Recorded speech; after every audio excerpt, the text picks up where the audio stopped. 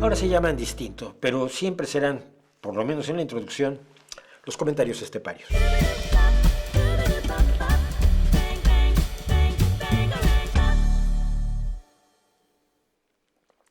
Que hoy se llaman. ¿Por qué no se van a llamar así? ¿Por qué no se van a llamar así?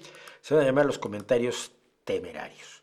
Algunos son muy temerarios, otros no lo son en realidad tanto, pero entonces vamos a ver lo que tenemos, que fue entretenido. Son 2 semanas también que traigo. Ya a partir de ahora son los de esta semana, los que vamos a tener la semana próxima, pero se nos acumuló el trabajo. Y dice Rolando Guzmán, 11-14, ¿en qué te basas para decir que el AGE es de ultraderecha? Y yo le respondí, ¿en qué he oído lo que dice? ¿Tú no? Después de él, Agustín Freitas, 83-85, dice, le guste o no le guste, en mayúsculas, será el presidente de USA por los siguientes, entre paréntesis, 4 años. ¡Saludos! Y le digo, no veo que eso tenga nada que ver con lo que digo, porque lo que estábamos hablando era de las conspiraciones en el mundo de Trump. Pero bueno, así ejercitas los deditos en las teclas y no te sacas los mocos, que ya es un paso adelante. Y dice José Álvarez, MB-MB1JS, sería bueno un debate de usted con Laje. Usted defendiendo el comunismo y Laje el capitalismo. Interesante, o de usted con Milei, más interesante aún, ¿usted estaría dispuesto a participar? Sus aportes defendiendo el comunismo y la estatización como para alquilar balcón.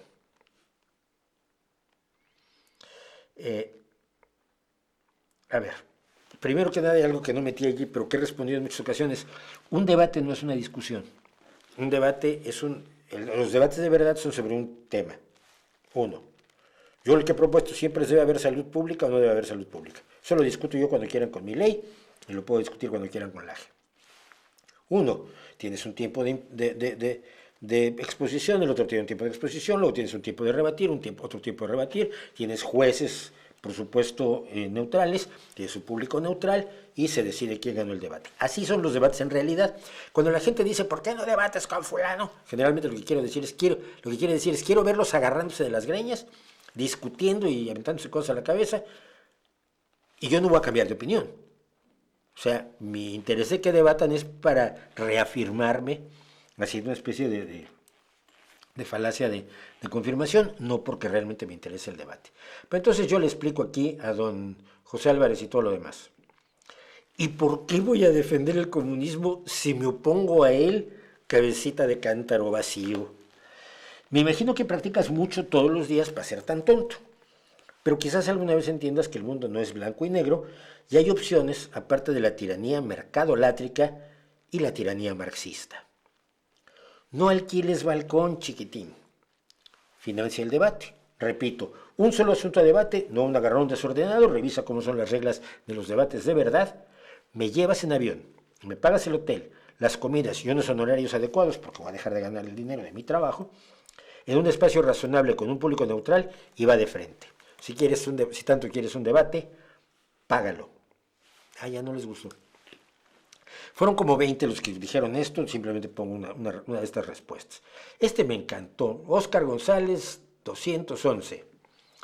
Lo más gracioso es que ese discurso de la ilustración, lo dices por el vídeo que hicimos sobre la ilustración, lo sacaron adelante sobre todo filósofos en mayúsculas. Entonces las mayúsculas hacen que la gente se sienta como, oh, esa filosofía en mayúsculas que Schwarz dice que no sirve para nada.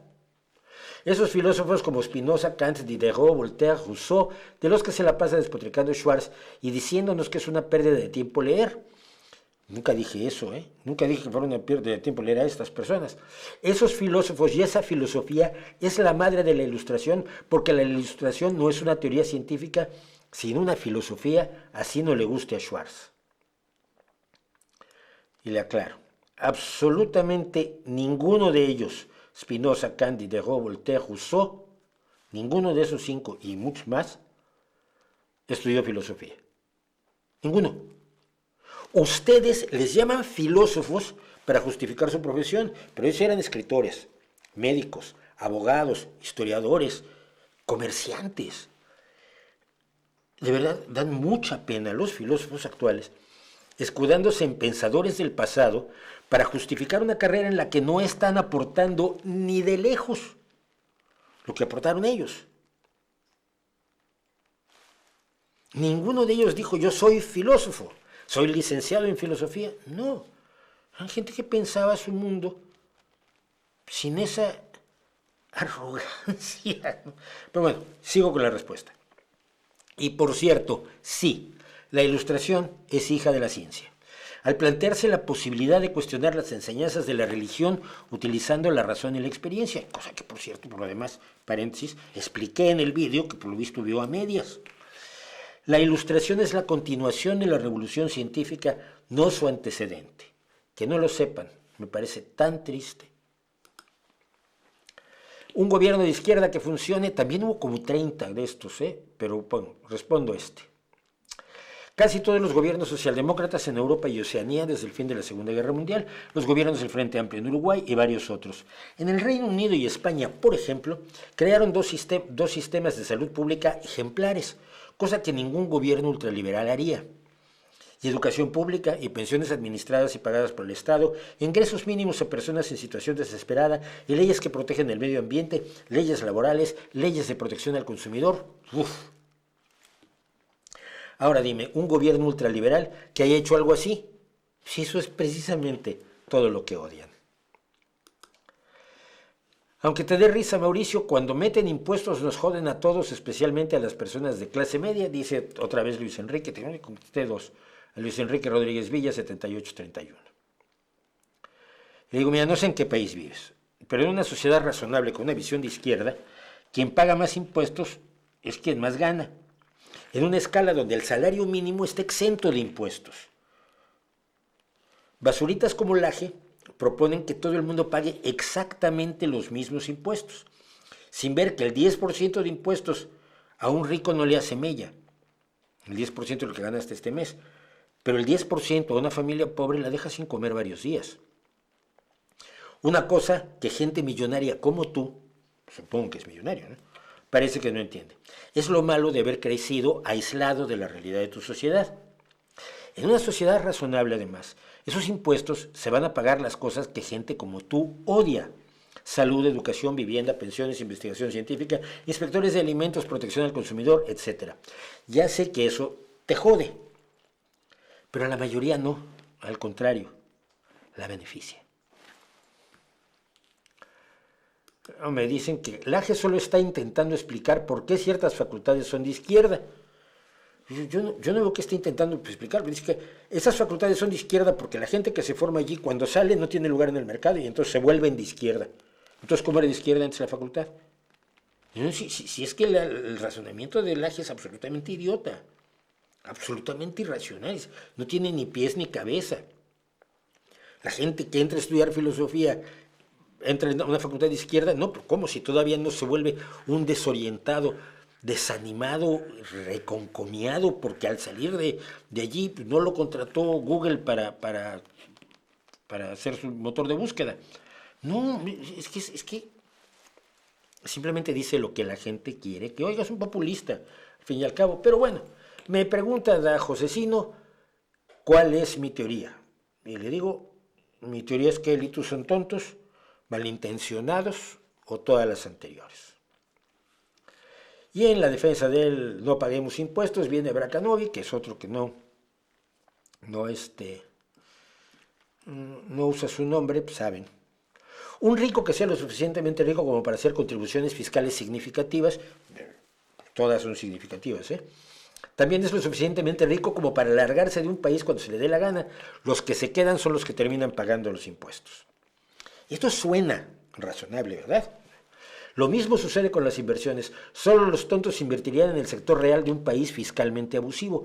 Ya no pasó de impuestos a fiscales abusivos, que habría que definirlo. Pero si no lo defines, pues vas de frente. De ahí que la inversión extranjera se enfoque en sectores financieros, pues el dinero se podrá volver líquido con mayor rapidez en caso de que algún gobierno pretendiera cambiar las reglas de juego abruptamente. Aquí se olvida que la inversión financiera solo tiene rendimiento si se convierte en inversión industrial, comercial, de servicios, etc. Tienen una gran organización de inversión financiera como BlackRock, por poner un caso, pero ellos tienen que invertir en cosas que rindan dinero. El dinero por sí solo no se multiplica. Pues cuando tú metes el dinero en una caja, no se ponen a hacer el amor, billete de 10 con un billete de 20 para hacer moneditas de euro. No.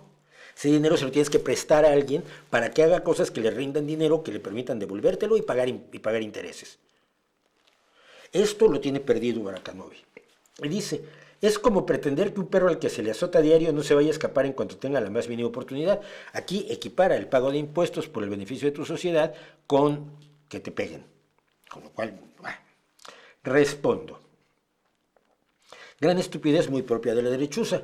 Un rico que tenga sus empresas, sus proveedores, sus clientes, su cadena de suministros y sus canales de distribución en un país, no puede irse con todo eso a tu país imaginario. La prueba, que en todos los países, hasta en los más pobres, hay ricos, independientemente de la diversidad en aproximaciones fiscales. Distintos países tienen distintas formas de cobrar impuestos y distintas cantidades. Pero en tu fantasía no quedarían ricos en Finlandia, Japón, Dinamarca, Austria y Suecia, que son los países con el impuesto sobre la renta más alto del mundo, entre el 52 y el 57%. Además de anónimo, un tonto que cree que sus ideas superan a los hechos. Te vas simplemente, Google, buscas qué países cobran más impuestos. Estos, hombre, ya se habrían ido todos los ricos. No, no se han ido. Ah, qué raro. Digo, Japón, Dinamarca, Austria, bueno, Suecia, Ikea. No es nada nuevo el antisemitismo de Podemos, Sumar y compañía, nos dice Shogune Radio, que anda por aquí. Luego lo veo. No me doy cuenta que están ustedes ni por sus nombres ni por nada. Lo siento. Pero es que ustedes solo me ven a mí. Yo veo a mí, no a miles, pero a cientos. En este momento a 270. Y a veces no los puedo identificar. Identifico a algunos porque hemos tenido otro tipo de relación, ¿no? Ya sabes de quién estoy hablando. Mi amiga. O gente como Antonella, que también hemos tenido, bueno, hablado de otras cosas en otras redes sociales, y bueno, más o menos los individualizo, ¿no? Entonces, bueno, Shogune Radio dice, no es nada nuevo el antisemitismo de Podemos, Sumar y compañía, no lo es. Y José Rincón dice, los palestinos son semitas, esto es lo que dice decir. La mitad de la población de Israel no lo es, no es lo mismo antisemitismo que antisionismo. Efectivamente, no es lo mismo antisemitismo que antisionismo. Pero el antisionismo es uno de los grandes cobijos para el antisemitismo o judeofobia. Y entonces le tengo que explicar. Siento mucho que el kinder al que asistes no te hayan explicado que antisemitismo se define como el odio a los judíos, no el odio a los pueblos que tienen idiomas de la rama semítica, hebreo, árabe, amárico y tigriña. Son los 4 principales, hay otros. Salvo que creas que esos pueblos son descendientes de Sem, uno de los hijos de Noé, Sem, Cam y Jafet.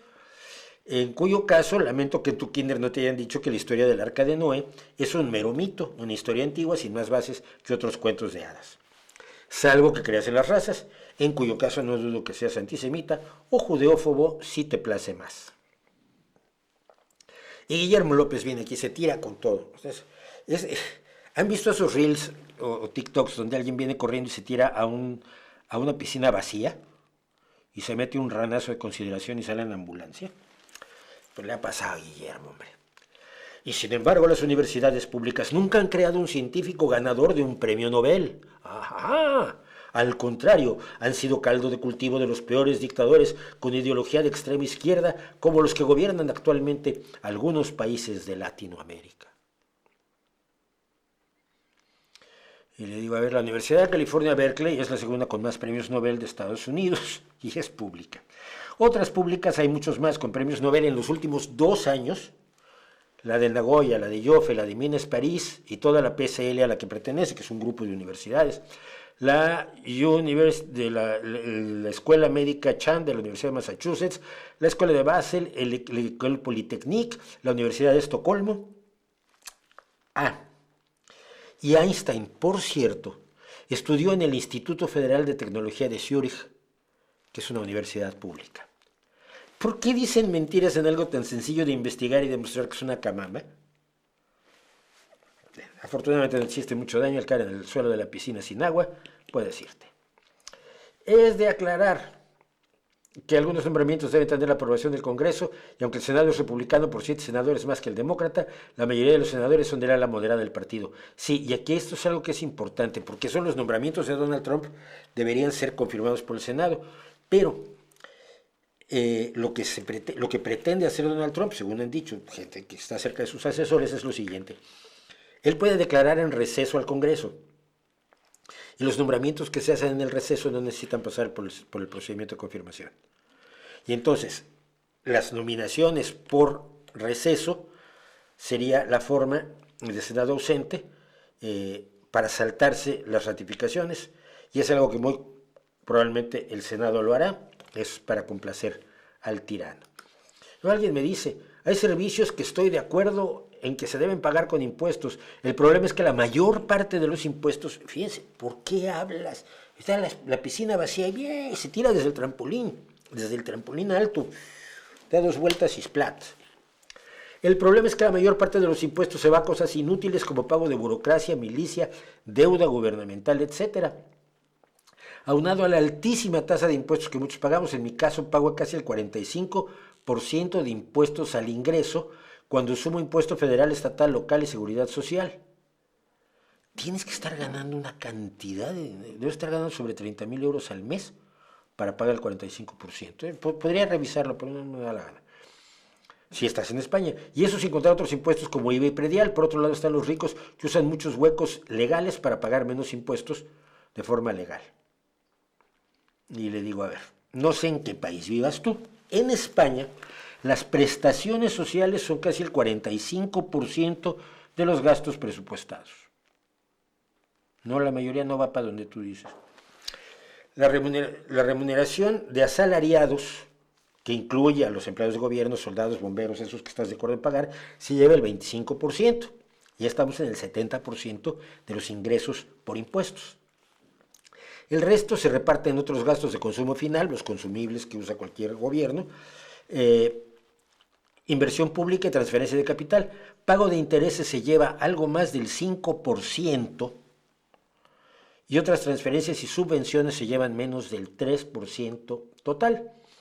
Así que lo de la deuda gubernamental que se lleva la mayor parte, te lo alucinaste. La diferencia más importante está en que yo no me invento los datos, sino que voy a buscarlos en fuentes confiables como este análisis del Banco de España que se presentó a la Unión Europea, donde se detalla cómo se reparte el gasto público español. Ay, hijos míos, voy rápido. La ciencia también creó el talidomida. Bueno, pues vamos a decirle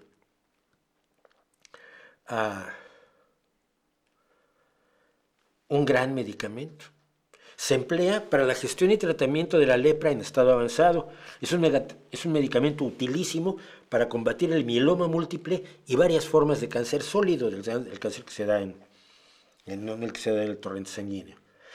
Simplemente la talidomida no se debe usar durante el embarazo, como cientos más de medicamentos. La tragedia fue que eso no se sabía cuando se lanzó la talidomida. Así que tu queja no vale. Y probablemente voy a terminar, creo que esto se alargó muchísimo, lo siento. Pero aquí es donde, es que la piscina del Rey va desnudo, de la revista semanal, de pronto se ve poblada de listos. Y dice, repulsín, y mucho, 77, ¿cómo olvidar la ayuda humanitaria de la OTAN en Yugoslavia con ese bombardeo democratizador? Efectivamente, la OTAN bombardeó Yugoslavia. Muchos de ustedes ya son demasiado jóvenes para recordar las guerras en los Balcanes, la guerra de la antigua Yugoslavia y la barbaridad de los nazis serbios cuando trataron de aniquilar por completo a los musulmanes de Kosovo, a los albano-kosovares. Entonces yo digo, es imposible olvidar esa ayuda humanitaria de la OTAN, sí. En solo 2 meses y medio consiguió detener la guerra de Kosovo y el genocidio contra los musulmanes albaneses emprendido por los nazis de Milosevic, que se negaba a acatar los acuerdos de Rambouillet. El bombardeo permitió el establecimiento del régimen interino de la ONU y la misión de paz de la propia ONU. Por supuesto, las 500 víctimas de la acción de la OTAN te escandalizan más que los 9.000 civiles albaneses kosovares y los 1.500 civiles no kosovares asesinados por los nazis de Milosevic, los 850.000 albaneses expulsados de Kosovo y los casi 600.000 desplazados dentro de Kosovo. ¿Por qué? Porque odias a la OTAN más que a los nazis. Allá tú. La acción de la OTAN en Yugoslavia evitó muchísimo dolor, sufrimiento y muerte que tú habrías aplaudido. Eso explica por qué no tienes el valor de firmar con tu nombre y cara. Y lo vamos a dejar hasta allí y para la próxima semana metemos todo lo demás que falta, que me faltan como 5 comentarios que creo que ya no es oportuno poner. Esto es, pues, los comentarios voluntarios, que nadie los obliga y luego pasa lo que pasa.